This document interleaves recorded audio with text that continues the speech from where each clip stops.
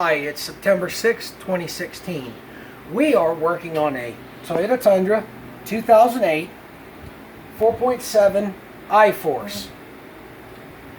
Now, we are replacing the AC compressor in it. First, you want to make sure the engine's cool. You don't want to burn yourself. I did that 3 times on a hot motor. Then you want to take the serpentine belt off. Once you do that, you want to jack up the driver's side of the truck, pull the driver's side wheel off on the front steer. There is going to be a flap right here in front of the shock tower. 3 plastic pins. 1, 2, 3 here. 1, 2 here. And then you're going to have one on the side of the shock tower that you won't see very well. But you'll see it with the flap if you still have your flap there. Once that comes out, if you notice, you can see right straight to the AC compressor. You can get to your 2 lines right there, even your electrical clip, which you can still reach the electrical clip from the top.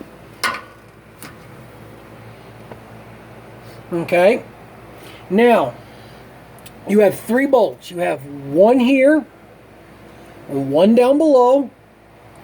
If you see that stud with a nut on it, right above it is another bolt. That's the one you want to pull out, is the one above that.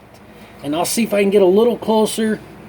That one right there that I'm pointing to. That's the bolt you want to take out for the bottom. And then you got 1 in the back.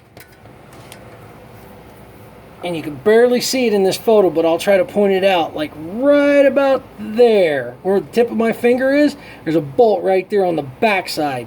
You want to pull that. Those 3 bolts, and you can pull it out. Now when you get to the point where you're ready to pull that compressor out, you can see my hand. This compressor will actually slide out towards the frame, and then you can turn it up or turn it tail up, and it'll come right out the top. Now, when you go to put the new one in, make sure you got your oil in it, or it's good with oil. Make sure your 2 plugs are in it. You're going to want to put the AC compressor down in first, same way you pulled it out.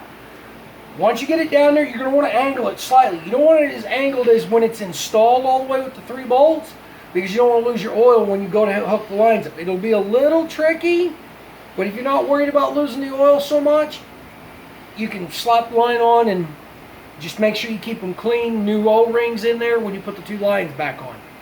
Once that's back on, we figured out a trick at putting the new one on. You want to start with the back bolt on the AC compressor. Then you want to do the bottom one, and then you want to do the top one. Once that's done, they'll line up easier that way. We tried it a couple different ways, and the best way we figured out was the back one had to go in first, then the bottom one, then the top one. You snug them up, plug your clip in, pretty much throw your steer tire back on your driver's side, put your serpentine belt on, charge the system, and you should be good to go. I hope this helped. We didn't have one, so I've had to find all these little tricks out myself. Have a good day.